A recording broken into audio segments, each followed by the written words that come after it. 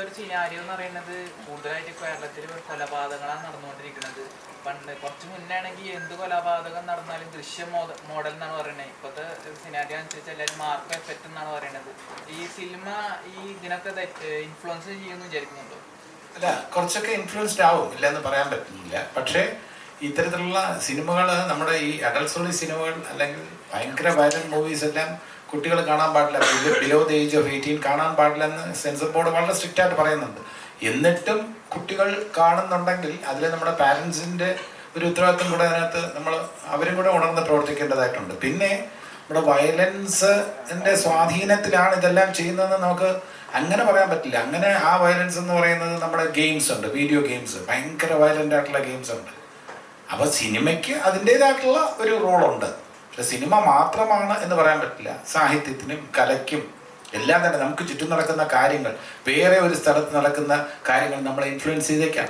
അമേരിക്കയിലെ ഒരു വിദ്യാർത്ഥി വന്നിട്ട് കൂടെയുള്ള 25-30 വിദ്യാർത്ഥികളെ വെടിവെച്ച് കൊല്ലുന്ന വാർത്ത കണ്ടാൽ തീർച്ചയായിട്ടും ഇവിടുത്തെ ഒരു പയ്യനെ സ്വാധീനിക്കില്ലേ?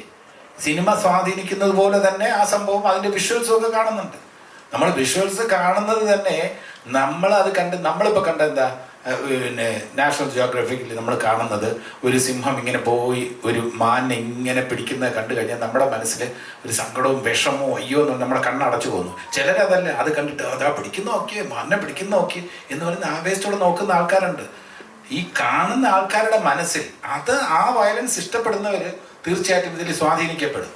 അപ്പോൾ അതുകൊണ്ട് അത്തരം സിനിമകളെക്കാളും തീർച്ചയായിട്ടും കുറച്ചുകൂടെ ഒരു പീസ് ഒക്കെ ഉള്ള സിനിമയായിരിക്കും ജനത്തിന് കൂടുതൽ സ്വീകാര്യമാവുക. പക്ഷേ കാലം മാറുന്നതനുസരിച്ച് നമ്മുടെ OTT-യിലും ഒക്കെ വരുന്ന സിനിമകളൊക്കെ നമ്മളിപ്പോൾ വേണ്ടെന്ന് വെച്ചിരുന്നാൽ തന്നെയും OTT-യിൽ വരുന്ന അന്യഭാഷാ ചിത്രങ്ങൾ, കൊറിയൻ മൂവീസ്, അതിലെല്ലാം വയലൻസ് ഉണ്ടാവും.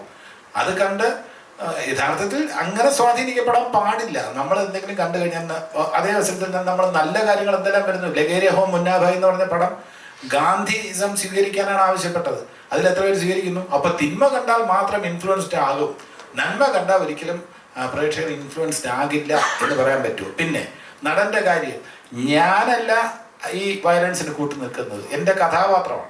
ടോണി ഐസക് കൂട്ടു നിൽക്കുന്നു അക്രമത്തിന്റെ. അപ്പൊ ടോണി ഐസക്കിനെയാണോ പ്രേക്ഷകൻ ഇഷ്ടപ്പെടുന്നത്, അതോ ജഗദീഷിനെയാണോ? ജഗദീഷിനെയാണ് ഇഷ്ടപ്പെടുന്നതെങ്കിൽ ജഗദീഷ് ഇതുവരെ വയലൻസിന് വേണ്ടി സംസാരിച്ചിട്ടില്ല. ഒരു സ്കൂളിൽ പോയാലും ഒരു കോളേജിൽ പോയാലും എല്ലാം തന്നെ സ്നേഹത്തിൻ്റെ സന്ദേശമാണ് ഞാൻ വിദ്യാർത്ഥികൾക്ക് കൊടുക്കാൻ ശ്രമിക്കുന്നത്. അപ്പം ജഗദീഷ് കൊടുക്കുന്ന സന്ദേശം തിരസ്കരിച്ചിട്ട് ടോണി ഐസക് കൊടുക്കുന്ന സന്ദേശം സ്വീകരിക്കുന്ന പ്രേക്ഷകർ, അത് തീർച്ചയായിട്ടും ഒരു തർക്ക വിഷയം തന്നെയാണ്. ജഗദീഷേട്ടാ, ഇപ്പോൾ ഈ പറഞ്ഞ പോലെ തന്നെ ജഗദീഷേട്ടനൊരു അധ്യാപകരുമാണ്.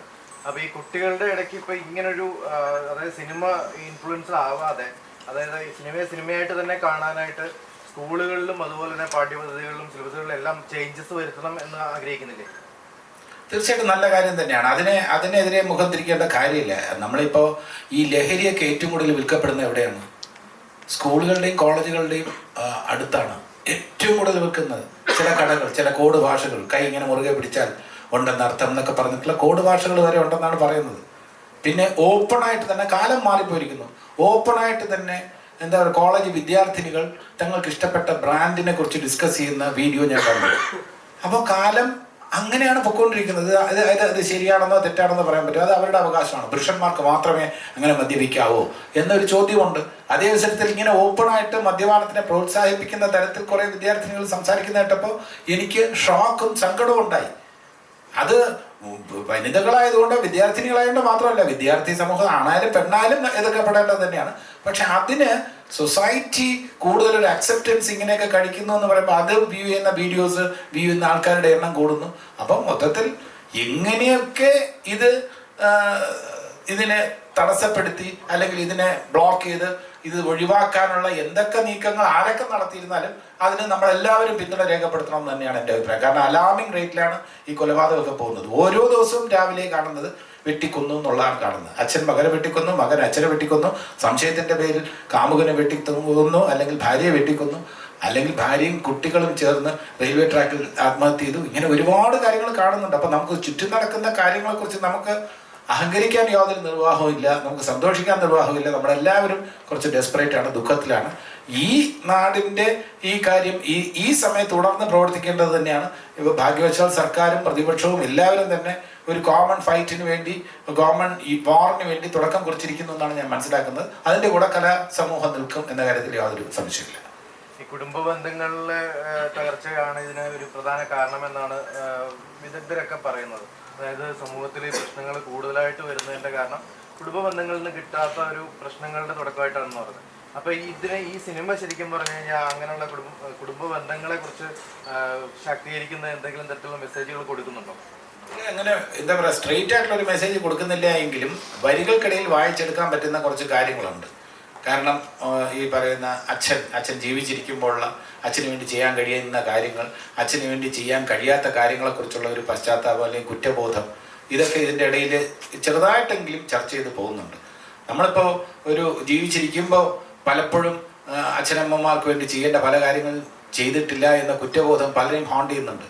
അതൊക്കെ ചില കലാസൃഷ്ടികളിലൂടെ, സാഹിത്യ സൃഷ്ടികളിലൂടെ അത് വായിക്കുമ്പോൾ നമ്മുടെ കണ്ണ് നിറയുന്നുണ്ടെങ്കിൽ നമ്മൾ അതിൻ്റെ കൂടെ ആ നമ്മുടെ അനുഭവങ്ങളുമായിട്ട് നമ്മൾ എത്രത്തോളം ചേർന്ന് നിൽക്കുന്നു എന്ന് നമ്മൾ നോക്കാറുണ്ട്. ഈ സിനിമയിലും അത്തരം ചില കാര്യങ്ങൾ ഹാസ്യരൂപേണ നമ്മൾ അവതരിപ്പിക്കുമ്പോൾ അത് നമ്മളെ തന്നെ കുറ്റപ്പെടുത്തുകയാണ്. നിങ്ങൾ നല്ല നമ്മളെല്ലാവരും കുറ്റക്കാരാണെന്നാണ് ഈ സിനിമ പറയുന്നത്. നമ്മളെല്ലാവരും നമ്മുടെ അച്ഛനമ്മമാരെ സ്നേഹിക്കണം, നമ്മുടെ അച്ഛനമ്മമാരുടെ സ്വത്തിൻ്റെ പിന്നാലെ ഇങ്ങനെ പോകരുത്. അവിടെ എന്ത് ലൈഫ് എന്ന് പറഞ്ഞാൽ അൾട്ടിമേറ്റ് ആയിട്ട് കുടുംബ ബന്ധങ്ങൾക്ക് വലിയ വാല്യൂ ഉണ്ടെന്നുള്ളത് ഈ ചിത്രത്തിൽ പറയാതെ പറഞ്ഞു പോകുന്നുണ്ട്.